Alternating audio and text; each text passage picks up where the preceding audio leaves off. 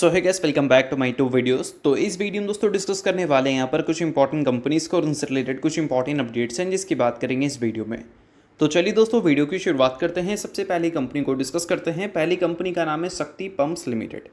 But इसको discuss करने से पहले दोस्तों, अगर आपने अभी तक चैनल को सब्सक्राइब नहीं किया है तो चैनल को सब्सक्राइब करके बेल आइकन को प्रेस कर लो और टेलीग्राम चैनल को भी ज्वाइन कर लो, जिसका लिंक आपको डिस्क्रिप्शन में देखने को मिल जाएगा। और दोस्तों एक डिस्क्लेमर भी देना चाहूँगा, जितने भी कंपनी से रिलेटेड न्यूज़ एंड अपडेट्स हम लोग कवर करेंगे वो सारी न्यूज़ एंड अपडेट्स सिर्फ और सिर्फ एजुकेशन पर्पज़ के लिए, सीखने के लिए है। तो इसको किसी भी तरह का इन्वेस्टमेंट एडवाइस मत समझना, आप खुद से रिसर्च और एनालिसिस भी कर सकते हैं। तो चलिए दोस्तों वीडियो की शुरुआत करते हैं। सबसे पहले बात करते हैं शक्ति पंप से रिलेटेड कुछ इंपॉर्टेंट न्यूज़ एंड अपडेट्स के बारे में। सो दोस्तों अगर आज के दिन की बात करें तो ये कंपनी आपको काफ़ी ज़्यादा फोकस में देखने को मिल रही थी। अब फोकस में रहने का सबसे बड़ा रीज़न है कंपनी की परफॉर्मेंस। आज के दिन कंपनी की परफॉर्मेंस हमें काफ़ी ज़्यादा वीक देखने को मिल रहा था, क्योंकि गिरावट इस कंपनी में करीब हमें 8% तक देखने को मिली। अब 8% गिरावट का सबसे बड़ा क्रेडिट अगर हम किसी को दे सकते हैं तो वो दे सकते हैं Q1 के रिजल्ट को, क्योंकि जो कंपनी ने रिजल्ट अपना रिपोर्ट किया उसमें कंपनी के अगर हम रेवेन्यू एंड प्रॉफिट्स की बात करें तो कंपनी का जो नेट प्रॉफिट है वो ईयर ऑन ईयर बेसिस पे 4.5% से ग्रो करता हुआ नजर आया। पिछले साल का प्रॉफिट था 92.7 करोड़, इस साल का प्रॉफिट था 96.8 करोड़। और इबिट्टा की दोस्तों अगर हम बात करें तो यहाँ पर भी growth year on year basis पे अगर देखें तो 5.7% की देखने को मिली, और रेवेन्यू को अगर देखोगे तो 9.7% का ग्रोथ यहाँ पर भी हमें देखने को मिला। तो मतलब बोल सकते हैं कि ईयर ऑन ईयर बेसिस पे जो नंबर्स थे, चाहे रेवेन्यू की बात करें, इबिट्टा की बात करें या फिर बात करें कंपनी के नेट प्रॉफिट के बारे में, तो सभी पैरामीटर्स हमें ईयर ऑन ईयर बेसिस पे ग्रो करती हुई नजर आई। बट फिर भी 8% की गिरावट इस कंपनी में इसलिए देखने को मिला क्योंकि अगर हम बात करें 2023 से लेकर अब तक एवरी क्वार्टर जो कंपनी ने रिपोर्ट किया उसमें सिर्फ एक क्वार्टर ही ऐसा था जहां पर कंपनी के जो रेवेन्यू है वो हमें क्यू एन क्यू बेसिस पे गिरते हुए नजर आए थे, और अब हमें दूसरी बार वो चीज़ें होती हुई देखने को मिली। सिर्फ कंपनी का रेवेन्यू ही नहीं, कंपनी का जो प्रॉफिट है, कंपनी का जो इबिट्टा है वो भी हमें क्यू एन क्यू बेसिस पे गिरता हुआ नजर आया। अगर Q1 के रिजल्ट को देखोगे तो कंपनी के सेल्स को देख लो, क्लियर कट आपको यहाँ पर गिरावट दिख रही है। 665 करोड़ से सेल्स गिरकर 622 करोड़ रिपोर्ट होता हुआ दिखा। इबिट्टा अगर देखोगे तो 164 करोड़ से गिरकर 144 करोड़ हो चुका है। और बात करें कंपनी के नेट प्रॉफिट के बारे में तो 110 करोड़ का प्रॉफिट पिछले क्वार्टर में कंपनी ने रिपोर्ट किया था, जो कि घटकर 97 करोड़ रिपोर्ट हुआ है। तो बोल सकते हैं कि कंपनी के इन्वेस्टर्स को इस चीज़ की आदत नहीं है कि कंपनी के नंबर्स हमें क्यू एन क्यू बेसिस पे गिरते हुए दिखें, और ये चीज़ हमें Q1 में होती हुई दिख गई। इसी वजह से मार्केट की जो एक्सपेक्टेशन थी वो कहीं ना कहीं मिस हो गया, और इसी वजह से गिरावट हमें शक्ति पंप्स में देखने को मिली आज के दिन काफ़ी ज़ोरों शोरों से।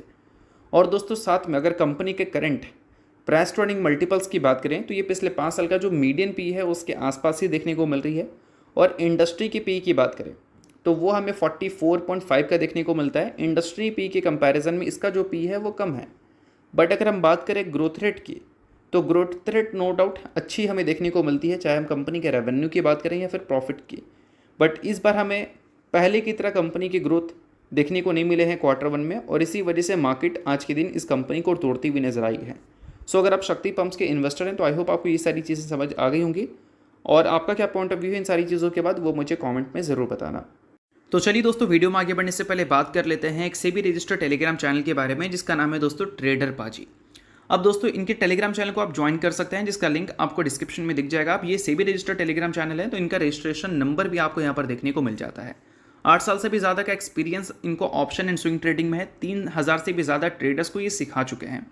अब इनके चैनल को ज्वाइन करने का सबसे बड़ा बेनिफिट ये भी है कि काफ़ी सारी कंपनी के जो चार्ट्स वगैरह होते हैं उसको अच्छी तरह से रिसर्च कर यहाँ पर बिल्कुल फ्री ऑफ कॉस्ट अपडेट आपको होता हुआ देखने को मिलता है, जिसका फ़ायदा आप उठा सकते हैं। उसके अलावा ये टेलीग्राम चैनल से भी रजिस्टर का है, तो इसका मतलब ये है कि काफ़ी सारी कंपनी के जो कॉल्स वगैरह होते हैं वो भी आपको यहाँ पर मिलते हैं, जो कि बिल्कुल फ्री ऑफ कॉस्ट रहता है, और चार्ट्स वगैरह भी बिल्कुल फ्री ऑफ कॉस्ट रहती है। तो इसका बेनिफिट लेना चाहते हैं तो लिंक आपको डिस्क्रिप्शन में दिख रहा होगा, लिंक के थ्रू जाकर चैनल को ज्वाइन कर लो। तो चलिए दोस्तों बात करते हैं अब अगली कंपनी के बारे में। सो अगली कंपनी का नाम है गॉडफ्रे फिलिप्स लिमिटेड। सो दोस्तों आज के दिन ये कंपनी अपने Q1 के रिजल्ट को पब्लिश करने वाली है। रिजल्ट आने से पहले कंपनी ने एक बड़ा अनाउंसमेंट ऑलरेडी कर रखा है। अनाउंसमेंट है बोनस का। 2:1 के रेशियो में कंपनी का बोनस का प्लान है, जो कि इस बोर्ड मीटिंग में प्रपोजल कंपनी रखेगी, और प्रपोजल अगर अप्रूव होता है तो आज के दिन जो कंपनी Q1 के रिजल्ट को पब्लिश करेगी उसके साथ आपको 2:1 के रेशियो में बोनस भी देखने को मिल सकता है। सो अगर आप गॉडफ्रे फिलिप्स के शेयर होल्डर हैं तो बेशक इस न्यूज़ को आप नोट कर सकते हैं, शेयर होल्डर नहीं है इग्नोर कर सकते हैं, न्यूज़ थी इस वजह से मैंने बता दिया, बाकी कोई भी रिकमेंडेशन ये नहीं है। तो चलिए इसके अलावा बात करते हैं अगली कंपनी के बारे में। सो अगली कंपनी का नाम है नेटवेब टेक्नोलॉजीज इंडिया लिमिटेड। सो दोस्तों आज के दिन ये भी कंपनी आपको काफ़ी ज़्यादा फोकस में देखने को मिल रही थी। फोकस में रहने का सबसे बड़ा रीज़न था कंपनी का परफॉर्मेंस, बट ऐसा नहीं है कि आज के दिन ही इस कंपनी का परफॉर्मेंस हमें अच्छा देखने को मिल रहा था। अगर पिछले एक वीक का परफॉर्मेंस इस कंपनी का देखोगे तो पिछले एक वीक से लगातार कंपनी की परफॉर्मेंस अच्छी दिख रही है। अब ऐसा क्यों भाई? तो इसके पीछे का सबसे बड़ा रीज़न आप बोल सकते हैं कंपनी के अर्निंग्स हैं। Q1 के अर्निंग्स जैसे कंपनी ने रिपोर्ट किया था तो उसमें एक चीज़ दिखा कि कंपनी का जो नेट प्रॉफिट है वो ईयर ऑन ईयर बेसिस पर डबल हो चुका है, और इस वजह से नंबर्स आने के बाद इस कंपनी में 13% की तेज़ी हमें देखने को मिली थी। उसके बाद भी कुछ ट्रेडिंग सेशन में कंपनी की परफॉर्मेंस अच्छी देखने को मिली, और आज के दिन के ट्रेडिंग सेशन में भी कंपनी का परफॉर्मेंस अच्छा ही देखने को मिला था। अब देखो दोस्तों, रिजल्ट तो कंपनी ने प्रॉफिट के मामले में काफ़ी अच्छा रिपोर्ट कर दिया। अगर हम रेवेन्यू के मामले में देखें तो यहाँ पर भी ईयर ऑन ईयर बेसिस पे जो ग्रोथ कंपनी ने रिपोर्ट की वो 100% से ज़्यादा का था। मतलब प्रॉफिट में भी 100% की ग्रोथ और कंपनी के रेवेन्यू में भी 100% की ग्रोथ, और साथ में EBITDA में जो ग्रोथ रेट थी वो रेवेन्यू एंड प्रॉफिट के कंपैरिजन में ज़्यादा था। तो कोई पैरामीटर पे ऐसा हम नहीं बोल सकते हैं कि ईयर ऑन ईयर बेसिस पे कंपनी के जो नंबर्स थे वो ख़राब थे, हर पैरामीटर पे अच्छे ही थे, और इस चीज़ को मार्केट ने चीयर किया। बट उसमें एक और पॉइंट अटैच हुआ, और वो पॉइंट था कि AI का जो डिमांड है वो इस कंपनी को काफ़ी ज़्यादा मिलता हुआ दिख रहा है। यानी कि बोल सकते हैं कि कंपनी टेक फील्ड में काम करती है, और टेक फील्ड में काम कर रही है तो AI को तो कंपनी यूज़ करती होगी, और AI से रिलेटेड जो भी सर्विसेज हैं उसको लेकर जो मार्केट में डिमांड है वो काफ़ी ज़्यादा है। तो इसका मतलब है कि AI से रिलेटेड सर्विसेज के ऑर्डर्स कंपनी को काफ़ी ज़्यादा मिले होंगे, डील्स मिले होंगे, और इन सारी चीज़ों की वजह से इन्वेस्टर्स की जो एक्सपेक्टेशन है वो थोड़ी सी चेंज हो गई है इस कंपनी को लेकर, और एक्सपेक्टेशन ये हो गई है कि आने वाले क्वार्टर्स में भी कंपनी की जो ग्रोथ है वो हमें अच्छी देखने को मिलेगी।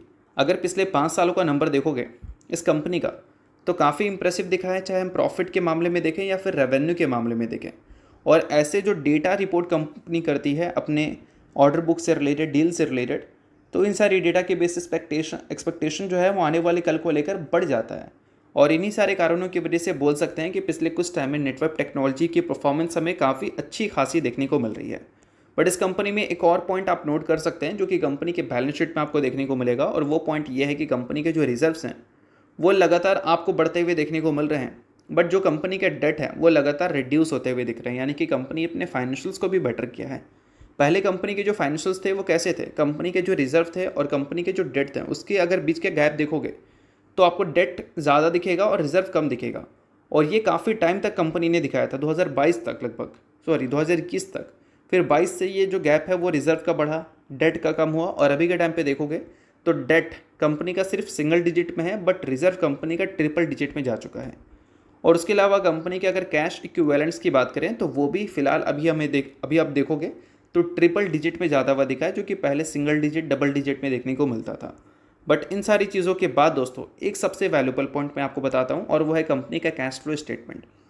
कैश फ्रॉम ऑपरेटिंग एक्टिविटी को जब हम देखते हैं और वहाँ पर जो नंबर मेंशन है 2025 के फाइनेंशियल ईयर में वो नेगेटिव है, 2024 में 18 करोड़ है, 2023 में 27 करोड़ है, और ये जो 18 करोड़ 27 करोड़ ये नेगेटिव 13 करोड़ जो है ये क्या है, ये दिखाता है कि कंपनी ने अपने ऑपरेशन से कितना कैश जनरेट किया है। तो देखो यहाँ पर आपको दिखेगा, इसी को जब ओपन करोगे आप तो प्रॉफिट फ्रॉम ऑपरेशंस 2025 के फाइनेंशियल ईयर में कंपनी ने 166 करोड़ का प्रॉफिट रिपोर्ट किया है अपने ऑपरेशन से, बट फिर भी कंपनी के पास पैसा आया नहीं है, कंपनी के पास से पैसा गया है 13 करोड़। क्यों गया है भाई? क्योंकि कंपनी के इन्वेंट्री में 108 करोड़ गया है। कंपनी ने काफ़ी सारे सर्विसेज दिए हैं जिसका नंबर तो कंपनी ने क्वार्टरली रिजल्ट में मेंशन कर दिया है, बट वो पैसा आया नहीं है कंपनी के पास। रिसीवेबल्स कंपनी के इंक्रीज़ हुए हैं, और रिसीवेबल्स कितने इंक्रीज़ हुए हैं भाई? तो 33 करोड़ से बढ़कर 178 करोड़ हो चुका है।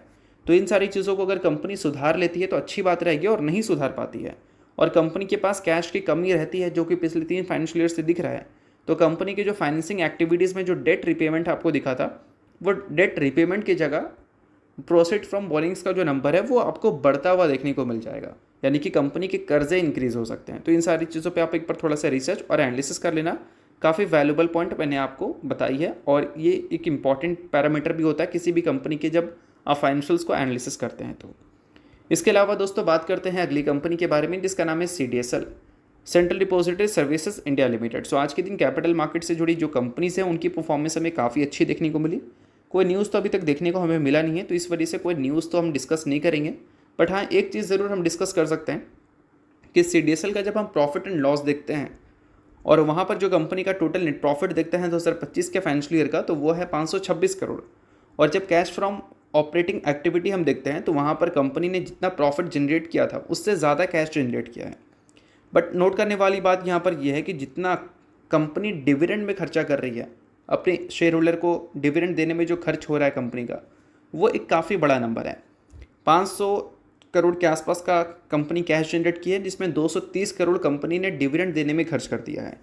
और कोई भी कंपनी जब डिविडेंड देती है ज़्यादातर, तो वो कंपनी के पास जो कैश है वो कम रहते हैं, और कंपनी को अगर मान लो ग्रो करना है, एक्विजिशंस करनी है, तो उसके लिए कंपनी के पास उतने इनफ कैश होते नहीं हैं। तो मेनली जो ग्रोथ रिपोर्ट करती है कंपनीज, वो डिविडेंड में नहीं, री इन्वेस्टमेंट में ज़्यादा ध्यान देती है। सो एज अ CDSL इस चीज़ को थोड़ा सा देखना, क्योंकि ये एक काफ़ी इंपॉर्टेंट चीज़ है। देखो, इन्फोसिस की अगर हम बात करें, अगर हम बात करें TCS की, अगर हम बात करें विप्रो की, तो ये कंपनी से आपको प्रॉफिट में और रेवेन्यू में 20% की ग्रोथ देखने को नहीं मिलता। तो इस वजह से जो कंपनी के शेयर होल्डर रहते हैं वो कंपनी की जो परफॉर्मेंस है स्टॉक मार्केट में उससे बहुत ज़्यादा पैसा नहीं बना पाते हैं। बट इन सारी कंपनीज़ की तरफ से आपको रेगुलर डिविडेंड मिलता है। क्यों मिलता है भाई? क्योंकि कंपनी पैसा तो कमा रही है, शेयर होल्डर को बेनिफिट तो देना है, तो इस वजह से कंपनी डिविडेंड के जरिए बेनिफिट दे देती है। तो जो कंपनी ऑलरेडी काफ़ी ज़्यादा बड़ा बन चुकी है, कंपनी के बिजनेस में बहुत तेज़ी से ग्रोथ आपको देखने को नहीं मिल रही है, तो वो कंपनी ऐसा करती है।